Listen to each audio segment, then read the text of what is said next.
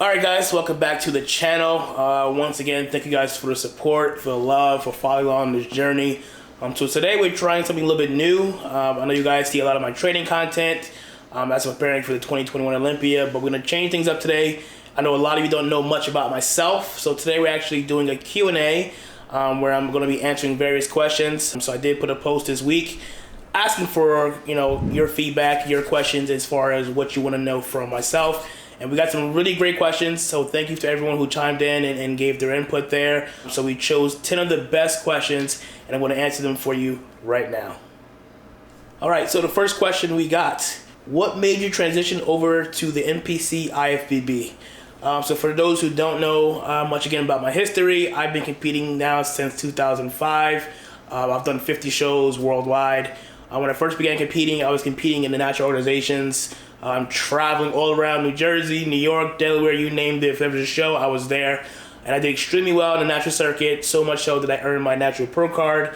And I was there from 2005 up until 2010. Won many of the big shows, one being the World Championships. But there comes a time and point when you know it's time to move on. Again, I won the biggest show they had. I needed more of a challenge. I'm not a content bodybuilder. I always want more. So I decided to make the transition over to the NPC and to set that next goal of conquering the NPC and getting my IFBB Pro card. So it wasn't until 2010 when I made the switch here, and then physically I made my re-debut into the NPC in 2011, where I won the Mid-Atlantic, I won the Atlantic States, I won the Team Universe, and then so on and so forth, and then eventually got my pro card at the 2012 NPC Nationals as a bantamweight.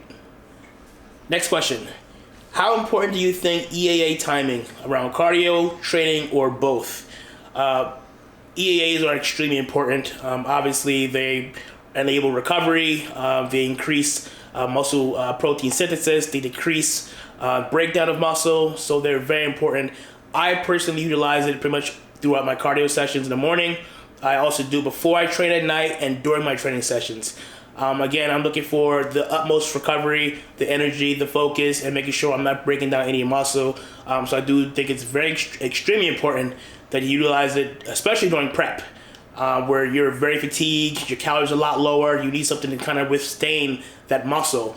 So it's very important that you utilize it during cardio, during training, and really you can drink it throughout the whole entire day, to be honest with you. It's not going to affect you. When did you know you won the 212 Olympia? Was it last minute when they called your name, or did you hit a pose and just think, this is mine? That's a great question. Honestly, at prejudging, I knew I was in that final four call out, so I was somewhere in the mix of top four. We came back to the night show, and that's when it was solidified to myself that I was in the top two, when it was just myself and Kamal and the final pose down. Again, you've heard the saying many times, you just can't beat the champ, you have to knock him out.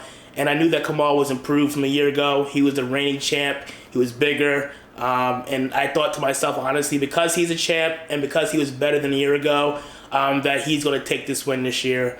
And I was going to settle for second place. But once I heard Bob say "and new," literally, guys, that was it. I didn't hear my name being called. I literally heard "and new." I didn't hit the floor, and the tears just erupted. Again, I was on the floor, I was crying, I was thinking back to all the years I had put in to get to that point. I'm thinking about my families in the audience, celebrating, they're crying, they're enjoying this victory with me. So literally, it wasn't until that very moment that I knew that I had the title. Your fitness journey has been incredible, to say the least. What are some of your routines and outlets you do to keep that motivation? And where do you see yourself in 5 to 10 years in the bodybuilding and fitness industry? This is something I've loved since day one. I've always said this many times. For me, going to the gym and training is what I fell in love with. And bodybuilding show just happened to be there for me to display my hard work. So as long as I still have the passion and the fire burning, which it still does, I'm going to continue to keep doing that, keep training hard, keep going to shows, just keep competing all around. The whole entire process of getting ready for a show, despite how hard it can be, like you mentioned, it's very rewarding. There's no better rush, no better feeling. Starting a process, seeing your body change week by week by week, getting better and better, tighter, and finally getting on that stage and showing off how much time, how much work you put into bringing your physique to the next level. Personally, for me, within what do I see myself in the next 5 to 10 years? In bodybuilding terms, I'm still pretty young. I just won my first Olympia. The goal is to continue to win Olympia titles. I don't see myself stepping away from the stage anytime soon. But again, we all know that all good things do come to an end. So when that time does come, I'm still going to be heavily involved in the sport. Hopefully one day have my own pro show or amateur show. Still being very involved with the NPC, IFBB, possibly judging. I see guys like Jay Cutler, Sean Ray, who are still doing the business of bodybuilding and doing a very great job. So I idolize what they're doing, and I see myself in those shoes one day. Again, still being very, very much involved in the sport. Who is your favorite bodybuilder or someone you look up to? That's an easy question. Dexter Jackson, first and foremost. I followed many bodybuilders coming up.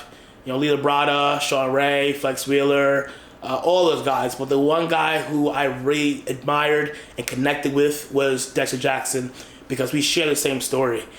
He started out as a bantamweight like myself, and he heard the same thing I heard. You're too small, you're never going to be a good bodybuilder, you should just give up, you're wasting your time. And if you know the sport, you know the bodybuilder, you know that Dexter Jackson is one of the greatest of all time. In my personal opinion, he's the GOAT. I know people will probably disagree with that, but in my opinion, for what he's done, what he's accomplished, especially at his age of 50, 29 pro wins, that will never be done.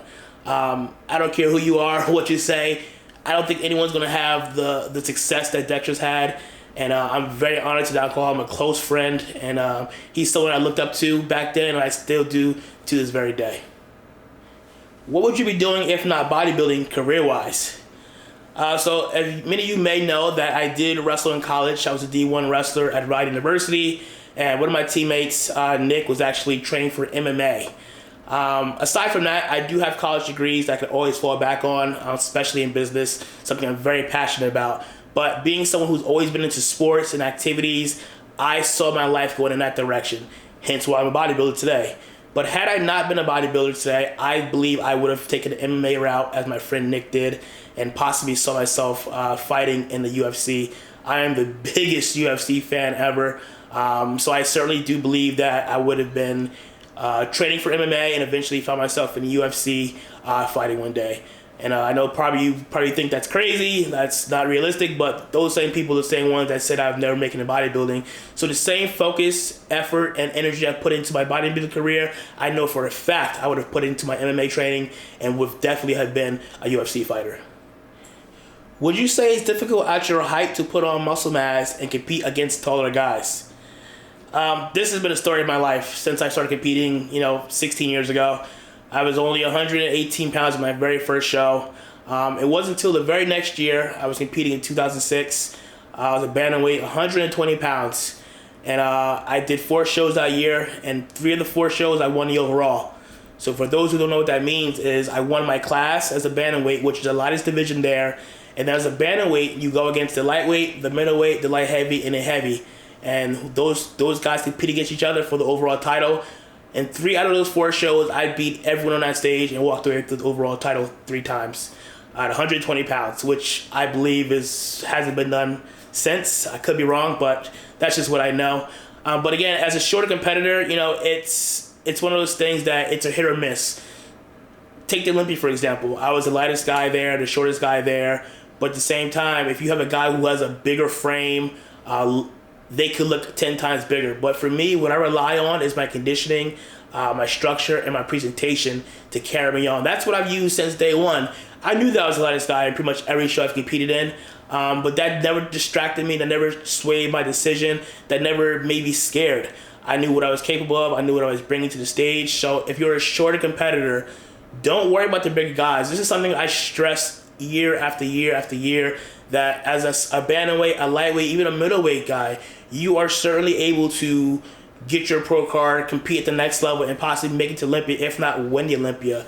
I proved that this year, and I hope that you as a lighter guy, if you're listening out there, possibly have seen what I've done, has been inspired in some way, and utilize what I've done in your own path and own journey, and I hope to see you one day on the Olympia stage.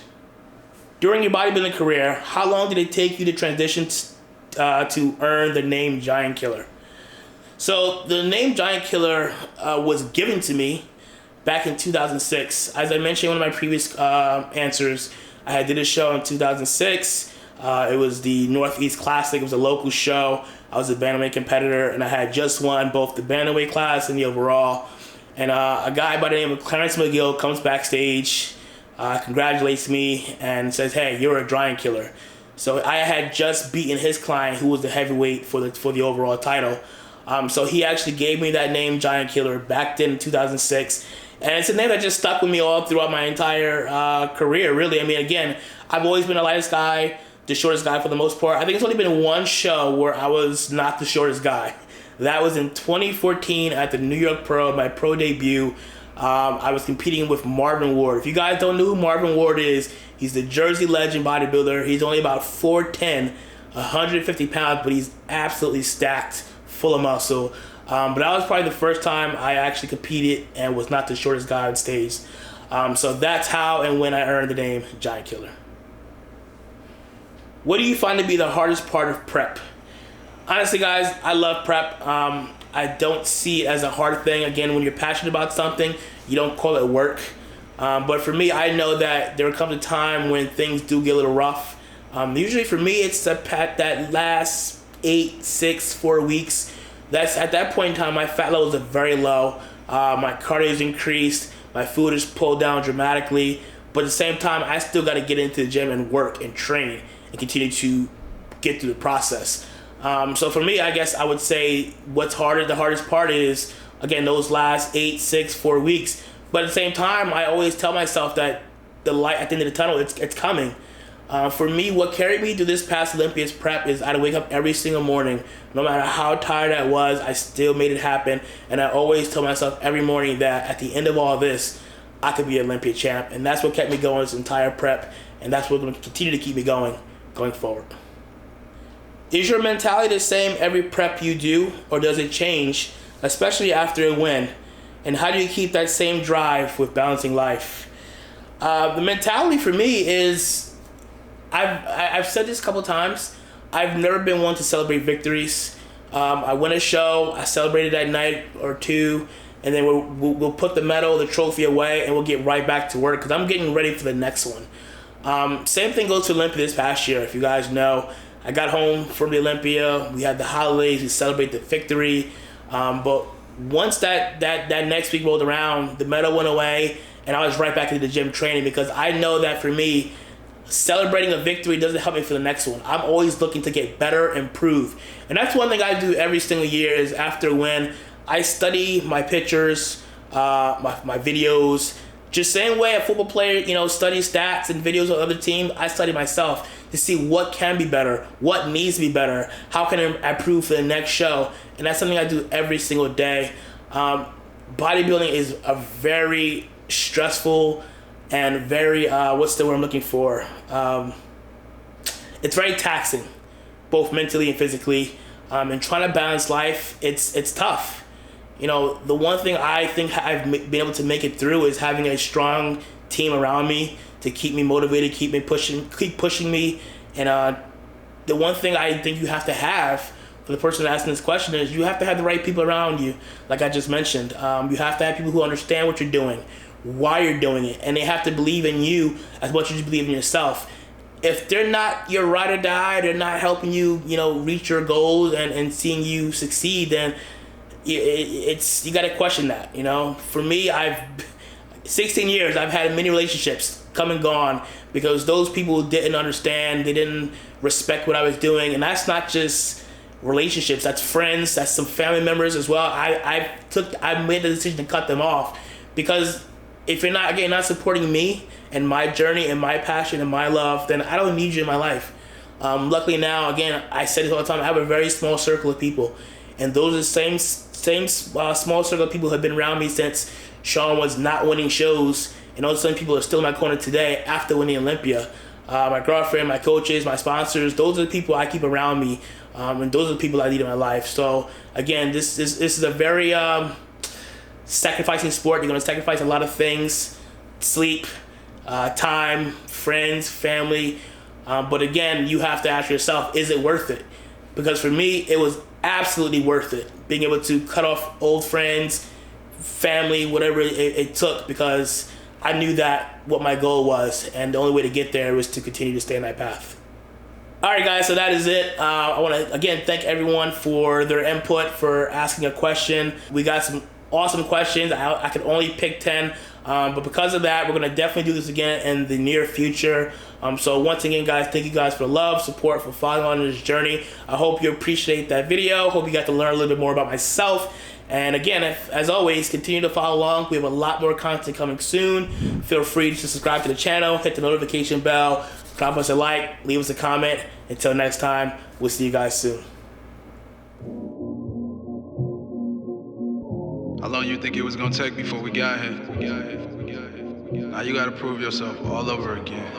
Come on. Ain't nobody coming, I've been gunning from 100 yards, trying to hit my mark, missing every time. This'll be the start of the picture perfect. Watch it when she working with no hands. I got plans, stack 100 bands, people in the stands. And they